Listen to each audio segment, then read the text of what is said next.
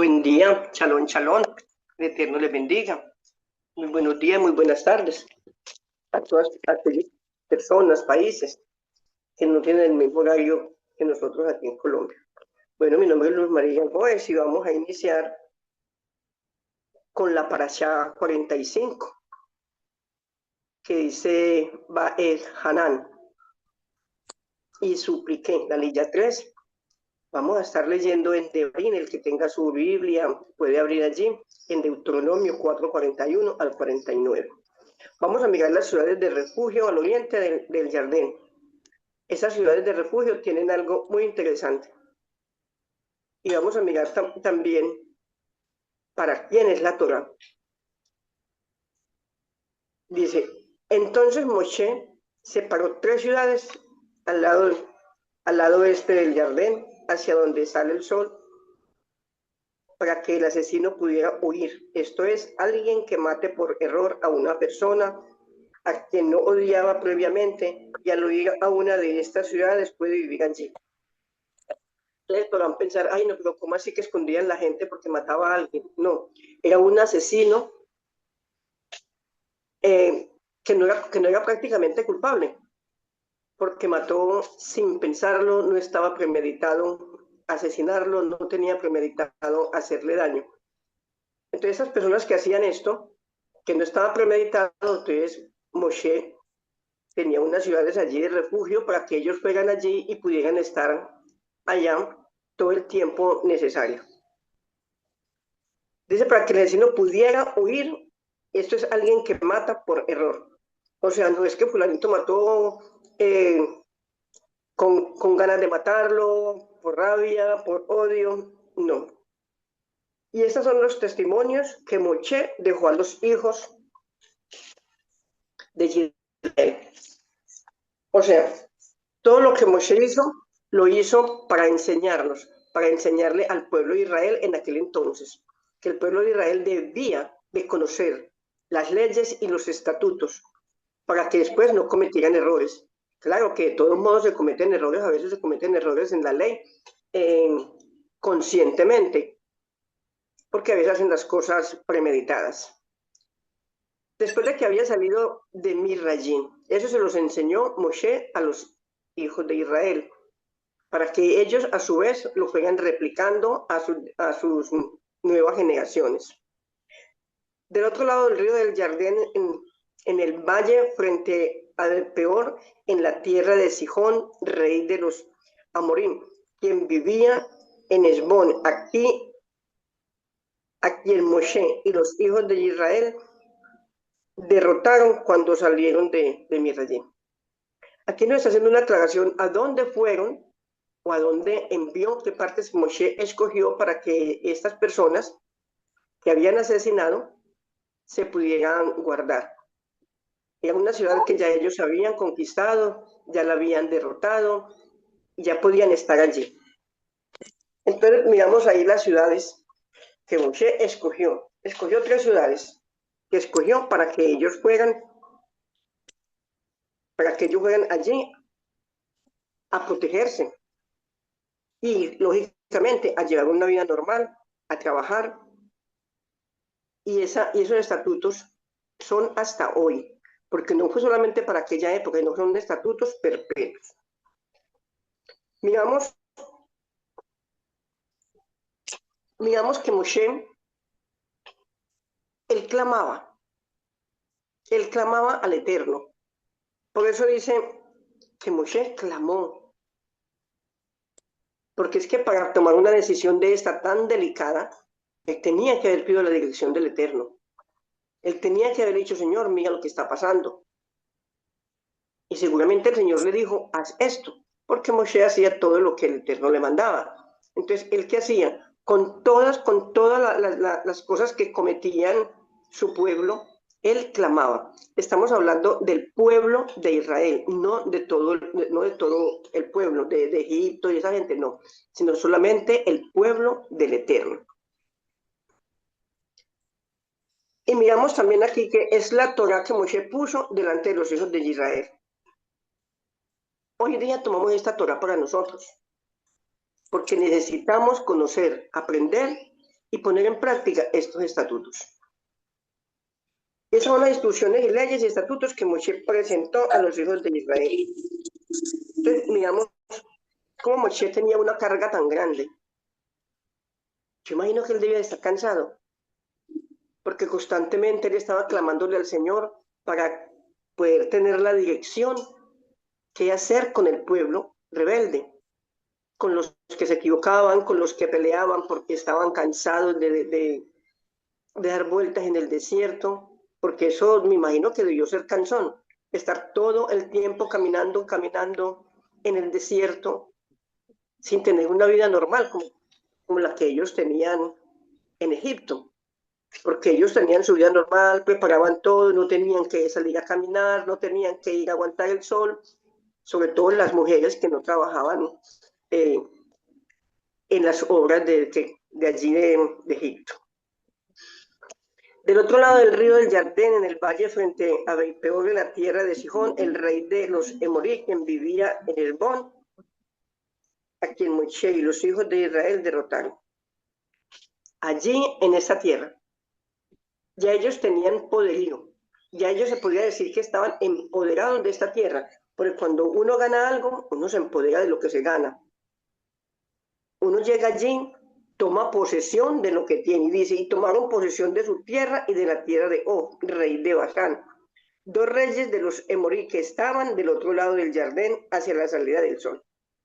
Allí, aquellas tierras donde el Señor los puso. Ellos ni siquiera sabían por qué estaban conquistando estas tierras, porque ellos les tocaba conquistarlas, porque esta gente era enemiga del pueblo de Israel. Digamos que en parte más atrás les tuvieron que pelear para poder pasar por una tierra. O sea, ellos todo lo consiguieron peleando. Ellos se conquistaron los pueblos luchando. Y en esa lucha pues muere mucha gente, suceden muchas cosas, mueren personas de lado y lado, de un lado y del otro. Ellos se conquistaron estas tierras con sudor, con sangre. Muchas mujeres quedaron viudas, muchos huérfanos, porque pues afortunadamente eran los hombres los que salían a luchar. Las mujeres no salían a luchar, las mujeres quedaban en sus hogares esperando una respuesta, que les dijeran, cayó en la guerra, bien herido, ¿cierto? Me imagino que se quedara allí en zozobra, clamándole al Señor, que les devolviera a sus esposos, sus hijos, sanos y salvos. Pero de la guerra siempre ocurre algo. Hay bajas, de parte y parte. Y ellos llegaron allí y se posicionaron, porque ellos ya habían conquistado esa tierra. Y a esa tierra les pertenecía. Esa tierra era de ellos. Ya se la habían ganado con sangre. Y miramos que Moshe le había suplicado al Eterno. Y le suplicó. ¿Por qué le suplicó? Porque él sabía todo lo que estaba pasando. Porque él sabía lo que iba a suceder. Moshe sabía que él no iba a entrar a la tierra prometida. Entonces él tenía que dejar todo en orden. Él no podía decir o pensar, yo no voy a la tierra prometida, pero dejo a esta gente a la deriva. No, él los iba organizando. Entonces, por eso les enseñó todas estas leyes y todos estos estatutos, para que cuando Moshe no estuviera, ellos sabían qué era lo que debían hacer, porque la vida continúa. Sale un rey, un mandatario, un presidente, tiene que dejar unas leyes, unos estatutos. Esto es lo que continúa. Pero que se murió el líder y murieron las leyes y murió todo, no, porque las leyes son perpetuas hasta hoy. Entonces miramos que Moshe le clamó al Eterno y el Eterno le mostró cuáles eran las ciudades que él podía tomar como refugio, pero primero los puso a que se la ganaran. No les dijo, entren allí y vivan allí. No, los puso a guerrear, los puso a pelear y derrotaron a estos reyes. Por eso ellos pudieron tomar la posesión de estas tierras y las tomaron me imagino que con todo gusto porque ya se las habían conquistado. Porque cuando uno conquista algo, uno lo coge con gozo, con alegría, ¿cierto? Desde Orel en el borde del valle Amón hasta el monte Sión. Esto es monte Hermón. O sea, se tomaron todo ese valle. No fue un pedacito, fueron tierras grandísimas, inmensas, porque en aquel entonces habían demasiada tierra que estaba administrada, o digamos así, por los reyes, que no eran tierras pequeñas. Y dice que desde Aroer, en el borde del valle Arnón, hasta el monte Sión. Entonces, digamos que cogieron una cantidad de tierra. Eso fue una lucha tremenda. Con todo el Arabá, más allá del Jardín hacia el este, hasta el Mar Muerto, al pie de la cordillera de Pisjar. Digamos, toda esta pelea, toda esta guerra, todo esto que sucedió. Digamos cómo Moisés empieza a recapitular las promulgaciones del rey. Él empieza una tarea pesada. Él empieza una tarea que él sabía que lo que tenía que hacer era pesado, pero no sabía exactamente lo que tenía que hacer. Y miramos también aquí que la Torá no es para todos. La Torá es para el pueblo de Israel, ayer, hoy y siempre. Moisés no le podía dar estos estatutos al pueblo de Egipto, porque ellos no lo entenderían. No era para ellos, porque no tenían el conocimiento de la Torá. Ellos no sabían siquiera que la Torá existía. ¿Quién sabía? Los hebreos, el pueblo de Israel, era el que tenía el conocimiento de lo que estaba pasando. Por eso cuando hablamos de la Torá a otras personas, así sean creyentes, cristianos, ellos no entienden. Ellos dicen, ustedes están locos, cambiaron de religión, ustedes cambiaron de Dios. No, no cambiamos de Dios, es el mismo Dios. Pero tenemos en cuenta que el Señor se llama Yuhei Bajén, Yeshua, el gran yo soy el que soy, Elohim. No hemos cambiado de Dios, no hemos cambiado de religión, porque es que no somos religiosos. Nosotros somos estudiosos de la Torá. Entonces, la Torá es para todo el pueblo de Israel, para el creyente, para usted y para mí, que estamos escuchando, que estamos viendo, que estamos estudiando la Torá, que estamos pendientes de estas enseñanzas.